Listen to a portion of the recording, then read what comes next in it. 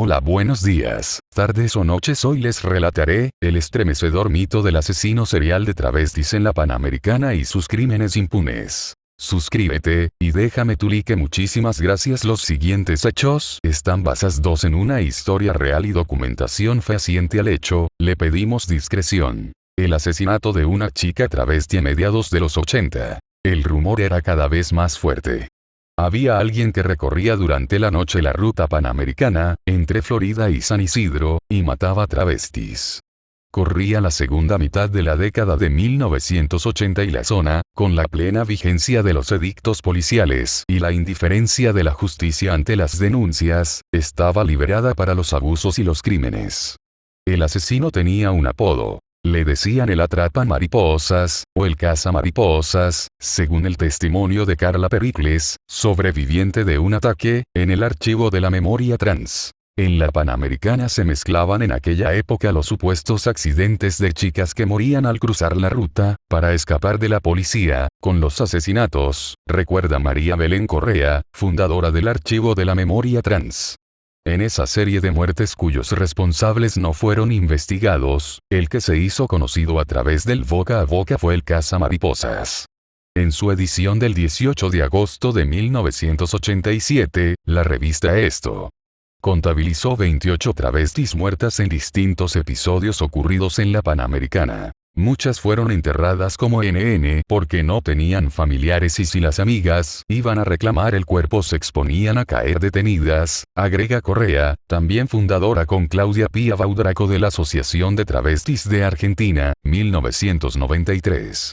Otra testigo de la época, Cynthia Di Carlo Scotch, eleva el número de víctimas. Esa ruta maldita se llevó a 60 compañeras.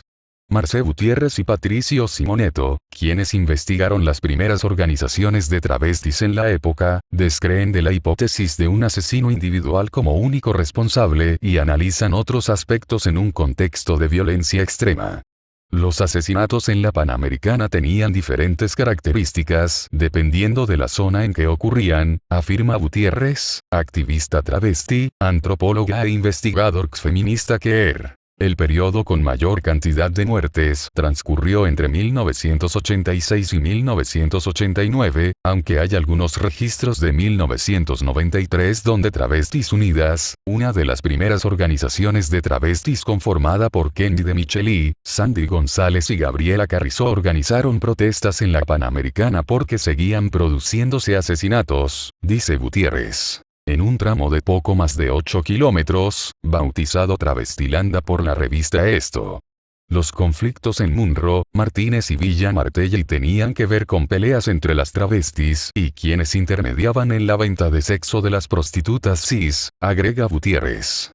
Vicente López, en particular, era un espacio vedado para las travestis, que solían recibir las agresiones de los fiolos o de la policía que protegía el comercio sexual y a la altura de Tigre a veces eran personas que aleatoriamente disfrutaban del acto de matar a las travestis. Y hay también registros de casos en los que eran asesinadas en hoteles y tiradas en la ruta. Había un denominador común. Los casos quedaban asentados como accidentes, sin que se produjeran mayores investigaciones.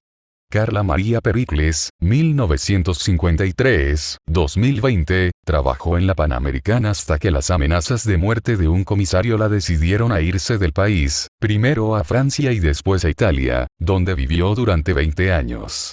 En un relato publicado en un reciente libro del Archivo de la Memoria Trans que recopila fotografías y testimonios, afirma que el asesino de travestis circulaba en un Peugeot 504 de color crema y le atribuye entre otros crímenes el de su compañera de la época, a quien llamaban la Robotina. La noche en que lo conoció había tomado un whisky antes de salir, porque tenía miedo. Me desocupé de un cliente y me metí detrás de unos árboles para acomodarme la ropa. Cuando salí vi un Peugeot con las mismas características del tipo del que hablaban, dice Pericles, quien observó que el conductor tenía una pistola en la mano. Apenas subió al auto, por la puerta trasera, me adelanté y le tiré una patada, con tanta suerte que le hice caer el arma de la mano. Si bien escapó después de darle una paliza al cazador, Carla Pericles no pudo volver a la Panamericana. Los rumores sobre el cazador llegaron a la prensa de la época, aunque las referencias son contradictorias e imprecisas. Las crónicas también describieron a un asesino rubio con una cicatriz en el rostro que se movilizaba en un auto blanco y negro, o en un Falcón verde, como en los procedimientos clandestinos de la policía y los militares durante el terrorismo de Estado. Los testimonios apuntaron a un desconocido que atropellaba a las travestis con su auto o que las agredía después de acercarse como un cliente. A Marcela Ibáñez le pegó una puñalada cuando bajaba del coche. El tipo salió con ella, todo bien, pero cuando bajó la Ibáñez sintió como una trompada. Se dio cuenta al rato por la sangre. Se salvó porque tenía un cinturón ancho, recordó Cynthia Di Carlo Scotch. En su crónica del 18 de agosto de 1987, la revista Esto propuso una serie de hipótesis extravagantes para explicar las muertes. Proxenetas que reaccionaban ante la desleal competencia de los travestis. Guerra entre las propias travestis. Cruzados que actuaban en nombre de la moral. Algún loco suelto. Una probable secta de iluminados dispuesta a impedir que surjan nuevas Sodoma y Gomorra o bien una secreta secta de lesbianas. La responsabilidad policial en las persecuciones parecía cuidadosamente omitida en esas especulaciones. En la misma línea, en una producción del informativo 9 Diario, una psicóloga señaló un deseo inconsciente de la propia destrucción y una supuesta pulsión de muerte sin tomar nota de los abusos denunciados en la Panamericana. El noticiero incluyó una entrevista con una travesti identificada como Mary, de Nogoyá, Entre Ríos, quien dijo que en el lapso de unos meses han muerto 13 travestis. Sin embargo, el programa prefirió cuestionar a las trabajadoras sexuales por ejercer la prostitución y automarginarse. En una entrevista con la revista Flash publicada en enero de 1987, la actriz travesti Deborah Singer denunció la muerte de 4 compañeras cerca del cruce con la avenida Márquez. La última fue Shirley, uruguaya, que se encontraba trabajando por la Panamericana cuando de pronto una patrulla policial estaba detrás de ella, relató. Por supuesto, la metieron en el auto y se la llevaron para la comisaría. A los pocos metros, Shirley tuvo oportunidad de escapar y saltó del automóvil. Asustada, cruzó la ruta y la agarró un auto, que la mató instantáneamente. El penal de la comisaría de Munro había sido destinado para alojar exclusivamente a las travestis. Si estabas parada en la ruta, la policía te podía detener por los edictos y te exponías a pasar 30, 60 o 90 días en un calabozo, dice María Belén Correa. En esa situación, muchas de las chicas preferían correr el riesgo de cruzar los 8 carriles de la Panamericana en medio de los camiones y los autos. Era la única escapatoria posible. El archivo de la memoria trans reconstruyó entre otros casos de travestis muertas en esas circunstancias los de Fabiola la Patrullero, una paraguaya de 18 años que había pagado una coima a la policía, según esto. Y sin embargo murió el 20 de diciembre de 1987 perseguida por un auto de la seccional segunda de Martínez. Y en agosto del mismo año el de Nancy de Villa Martelli, cuyo cuerpo desmembrado fue sin embargo rescatado por un grupo encabezado por Perica Burrometo, llamada la Ubaldini de las travestis por sus reclamos y gestiones ante la policía y la justicia. Deborah Singer actuaba entonces en shows y carnavales y era la única travesti afiliada a la Asociación de Artistas de Variedades. La policía de la provincia de Buenos Aires tiene miedo de detener a delincuentes, declaró a la prensa. Se cubren yendo a arrestar a travestis. Existían diversas violencias hacia las travestis, dice Marcé Gutiérrez, quien destaca como clave la acción de la policía. Los comisarios tenían mucho más poder que un juez, de hecho tenían la facultad de aplicar a su criterio los edictos policiales y códigos contravencionales, y hasta de juzgar y dictar una condena. La antropóloga también destaca la violencia que la sociedad civil ejerció contra las travestis, denunciándolas, acosándolas en la vía pública, siendo indiferente a lo que pasaba. Patricio Simoneto, especialista en historia social y cultural de la diversidad en América Latina e investigador en el University College de Londres, sostiene. La violencia contra las travestis articula el resentimiento de sujetos que sienten que su pertenencia a identidades como el ser varón es cuestionada por quienes no siempre se ajustan a los marcos binarios del género. Además, en la violencia de los años 80 había también grandes cuotas de clasismo y racismo, porque este odio a la transgresión de género está cargado también por un deseo profundo de distanciarse de todo aquello que se considera marginal. En ese marco el investigador cuestiona la actitud del periodismo. En particular sobre los asesinatos en la Panamericana, ayer como hoy, muchos buscaban el morbo y la burla. Usaban fotos de sus cuerpos desmembrados, se preguntaban cuántos litros de siliconas tendrían, intentaban averiguar un nombre que ellas no usaban o hablar con sus familias. Hubo excepciones, pero en general los periodistas escribieron para justificar la masacre de las travestis, dice Simoneto. Revisar estos archivos te remueve un poco las tripas, hay fotografías súper explícitas, relatos muy crudos, agrega Gutiérrez, en relación a sus investigaciones en la prensa de la época. Pero también te das cuenta de que siempre hubo detrás una comunidad de travestis preocupadas y organizándose, que aprovechó el interés periodístico para difundir los crímenes y poner de esa manera un límite a los abusos. Las muertes de la Panamericana desencadenaron la primera movilización de travestis en la democracia. El lunes 21 de diciembre de 1986 unas 20 travestis se reunieron en la Plaza de Mayo. Llevaban una carta para el presidente Raúl Alfonsín y pancartas que decían queremos tolerancia, basta de abusos y queremos igualdad de derechos.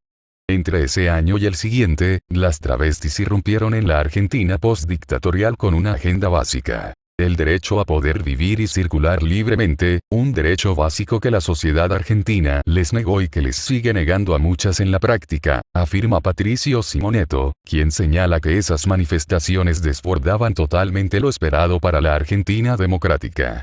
La marcha se realizó al día siguiente de la muerte de Fabiola la patrullero, llamada así por su voz de alerta cuando veía un auto de la policía, y fue impulsada por Mónica Ramos, una uruguaya radicada en Tigre que nucleó a sus compañeras en lo que se conoció como el Fuerte Travesti.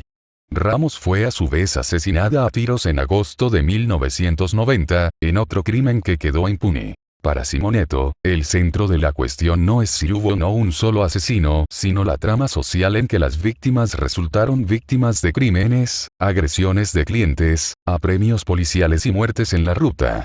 Tengo un recuerdo muy patente del papá de un amigo que nos llevó a ver en auto a las travestis que vendían sexo en una avenida del conurbano bonaerense, para reírnos de ellas.